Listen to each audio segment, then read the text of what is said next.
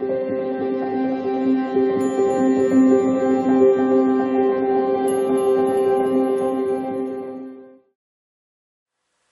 is something for everyone in these readings.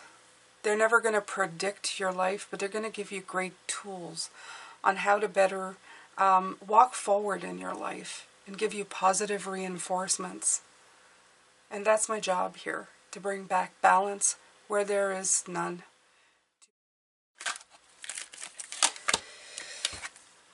My emotional set points can be changed. All right. Your set points are achieved by attention to a subject. We want you to understand the extreme value in deliberately achieving your own set points, because once you expect something, it will come. The details of it may play out differently, but the vibrational essence will always be the exact match. Okay, so the emotional set point here is to understand you have the power and you are the power. Not that you have, it's already within you. You are the magician. Okay? It's not something that you have to go outside of yourself to acquire.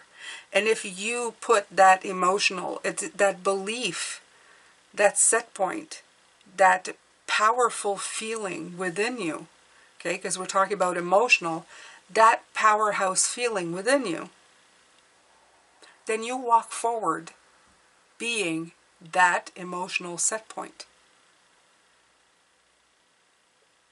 If you walk forward in life thinking you have to acquire magic, then that's what you believe in everything you do. If you walk forward in life knowing you are the magic, then that's going to take you down a very different path. Very different path. So I want you to write in the comment section, I am the magic. I am the magic. There we go. You are the magic.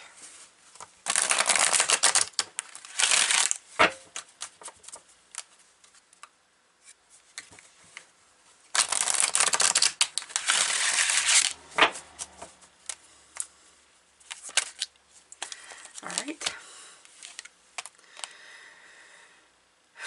Why are they not getting what they are asking for? If people are not receiving what they are asking for, it can only be that the persons holding the desire are out of alignment with their own request. There is no shortage, there is no lack, there is no competition for resources. There is only the allowing of this, or the disallowing of that which one is asking for. So, again, a big honking difference between I am going to acquire the magic and I am the magic. You go from getting the power to being and always having the power. Am I abundant, or do I want to be abundant?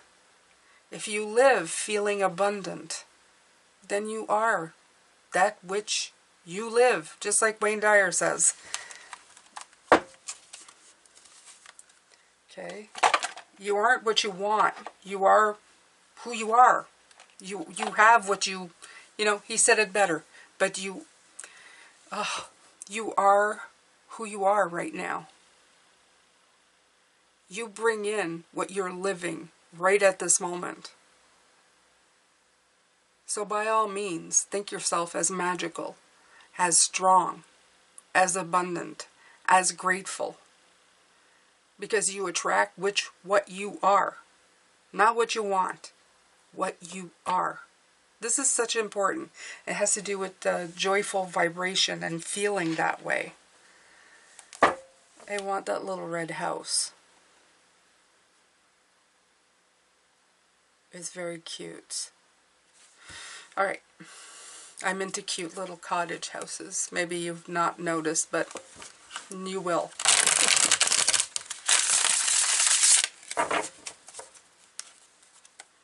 And here I say I want, right? And I'm telling you, just don't want, be. I have to correct myself, Pisces. I've been in this world saying the same things as you are for such a long time. I do, though. I wake up in the morning and I thank for everything I have. Even if I'm tired, and thank you that I'm alive and tired. Thank you that I'm alive and learning. Thank you that I'm here pulling cards for you, giving you messages from Spirit to help you find your power and your beauty and everything that you are that you may not see. But I do. I do.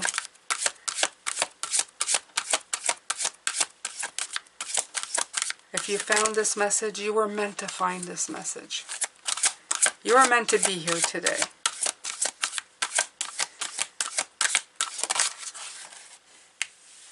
The Star. Gorgeous, gorgeous card, and one of my favorites in the deck. By the way, this is your water energy.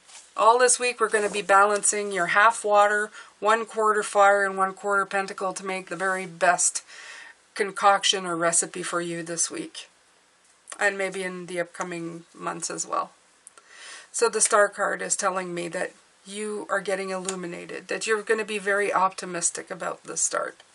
You're going to take a step forward feeling very much in your energy, very much in, I am the magician. I already have the power. I don't need to acquire anything. I have everything I need right now. You may get knowledge and wisdom, but you've already got the power. Okay? All you need to do is just keep your stuff in alignment as closely as you can. You know what? Being in perfect alignment, I think that is maybe something that, I don't know. I don't think there's perfect alignment of the chakras ever completely, you know, like 100%. Because we're human, we come here to learn. And while you're in a state of learning, your chakras are going to be a little off. Some are going to be a little lower, some are going to be, I'm not talking like, you know, in 100%, you know, one chakra's at 10. You know, I'm thinking like when you go 40, you know, % on one and 60 on another one. That's, you know, it's all just doing this, okay? You're just flowing with life. And you're tapping into what you need when you need it, okay? So don't get too concerned about that. You're constantly aligning your chakras. It's called having goals, having ideas, taking a new step into learning something new. Even if it's to practice the art of grateful, of mindfulness, of ascension, of anything that you put your whole being into and your spiritual being into learning.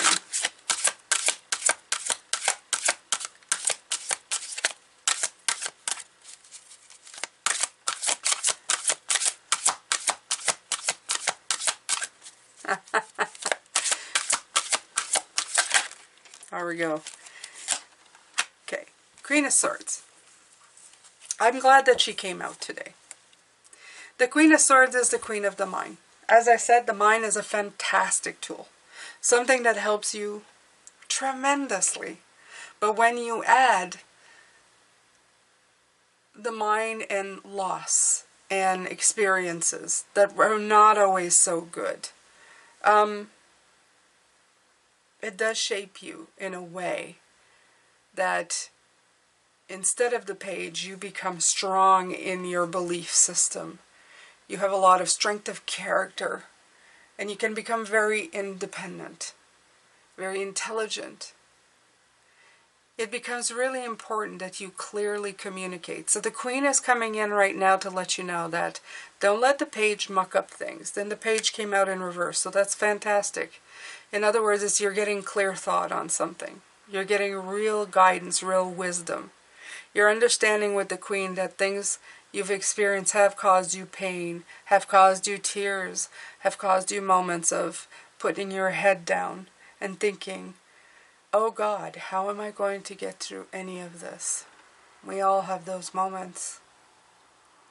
But the strength has gotten you here. You are still here. You are watching this, and you know that you can get through this. You've done it before, and you will keep doing it. Because there's something within you. There is a light that shines. There is a powerful magician within you that knows that you can create a most wonderful place for you to be in. A wonderful space that you can inhabit, that's going to emanate from you and to everybody around you. That's why you're here. Let's let William's energy, William, my fire guide. Oh, every time I pick up these cards and I tap into them, I feel a little weird. Not used to fire energy. I'm used to tapping to our energy. It would be like becoming a fire sign for a minute, Pisces. Trust me, their energy spins at a very different rate. Not bad, just very different. Okay, so you have the Six of Swords transitioning. We also had the card of Death here, so we're talking about a definite transition. Another one. I know, I'm always talking about transition. We're always transitioning to this, transitioning to that, going here and going there. But it's more than that, Pisces. When you make the decision to move on from something, you've become very resolute in wanting to find those rainbows, wanting to find the better place, going on that voyage. And you place a lot of hope and optimism from the Star card. You know that, when you start something new, you've left something behind, and you have the very best hope in your heart that this time, when you go, you're going to make it happen. That optimism for the fresh start. That you know that after the darkest hour, there's the dawning of a new day. You really feel it within you, and you're going, it's going to be better now. This is what I feel from you.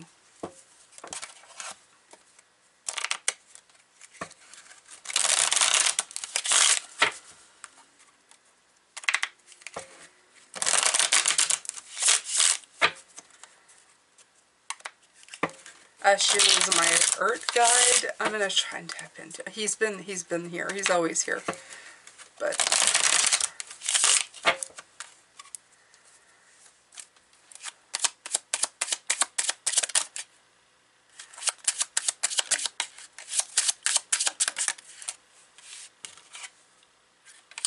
Page of Cups. Ace of Wands. Okay, so the earth energy of Eshu wants you to know that the fire energy that you're tapping in, we, of course, take these different energies and we separate them, such as the magician. We separate the magic from the magician, which is should not be separated. Eshu wants you to know that you are never separated from the other energies. Even though if your primary energy is water, you can always tap into all the other energies, and we are made up of all the other energies. Even though the tree is would be considered earth, it is also air, because without the air it wouldn't be able to travel great distances and be pollinated by the insects who are also utilizing the air to get the seeds from one place to another. Without water, the tree would not grow, and without fire of the sun, it wouldn't grow as well. So any element, which tree would be a pentacle, which would be an earth sign, would be an earth element, let's say, growing from the ground, in the ground. It also holds all the different elements. We, as such, are the same. Not only do we need it, it is part of us. It is part of our makeup. Because even though the tree identifies as an earth element, when it was grown, all the other elements needed to be in place within it for it to succeed in its life, until it is no longer a different part of it. It is all the same. The air is part of the tree, which blows through it. The sun is part of the tree, which feeds it. The water is part of the tree, which feeds it as well. The earth is part of the tree, in which it grows into. They are all integrated elements in the end that make it a whole thing. So this fire energy, this new idea, we always think that it's a new idea and that it's not part of us, that it is separate from us. It is not separate from us. It just always feels separate. Wow. Okay, you guys. Shu is usually he's like, he's some kind of ascended master. I'm sure of it. I'm sure of it. 5 of Swords. Reminding you with the earth energy. He's telling us, no winners, no losers. This card is about depending on which side you are. So the same thing applies. Here, he's saying the same thing. You're separating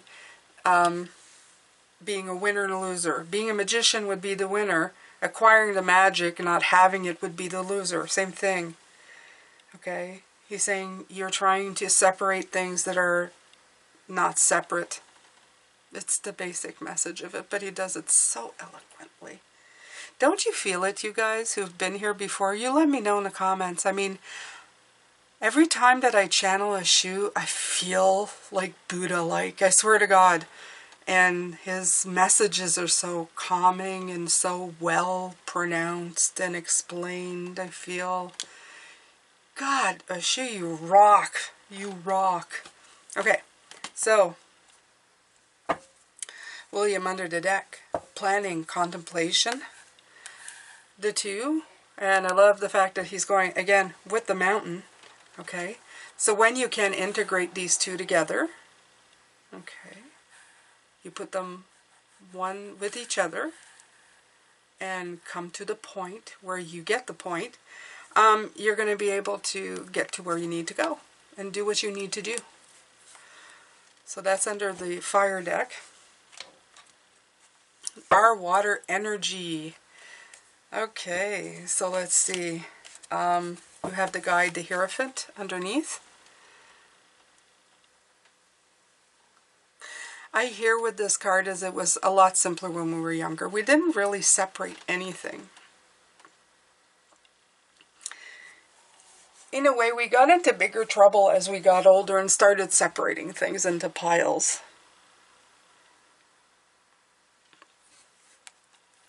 The adult needs to see, but the child does not. The child goes from an inner self. That is our greatest gift as Pisces, is that we can reconnect to that anytime we want. You can sit and meditate, or you can just sit and be quiet and let the messages in. If you don't know how to receive them, they will come very spontaneously to you, out of nowhere. It's usually a wonderful message from somebody, somewhere. And don't second guess yourself. Second guessing yourself is the biggest enemy, and it's the mind's idea. It's the Page of Swords here coming through.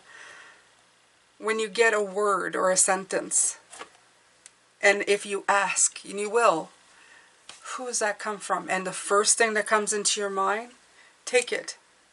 It's usually the right answer. It's usually the right person coming through. Only when the mind goes, that's ludicrous. I'm just saying that. Do we cause ourselves problem? Do we take the magic away from the magician? Trust your intuition, Pisces. So that's it, I think, for me. I think. Yeah. No? Yes? No? I want to do charms, Pisces. I feel like charms. I know, it's a long one today, but it is spiritual guidance. Spiritual guidance usually takes a bit. So we're just going to go in here. I'm going to take a few, and yeah, there we go. Okay.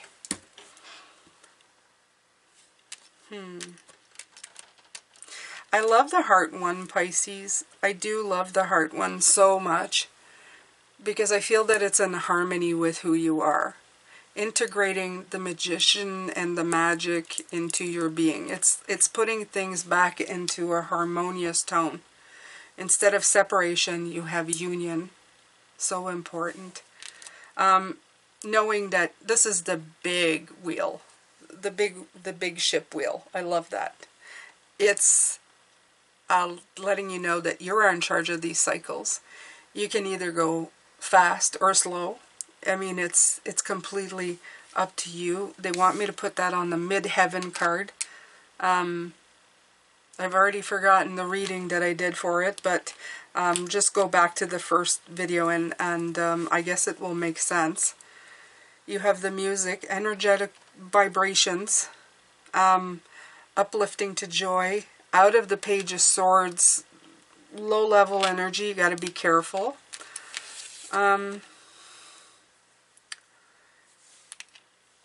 Wait a minute, let me see here. Yeah. Yeah. Salamander, fire. Mermaid, water. And tree, earth. Reminding you that you have to put these energies together. Okay? So we'll put this on earth. We'll put this on water. And we'll put this on fire. There you go. You have all your energies together, making you who you are and how you need to be. It's as simple as that. It is as simple as that. Oh, all right, Pisces. I'm going to let you go now. I'm going to send you lots of love, light, and blessings. Thank you so much for being in or coming to this reading and watching.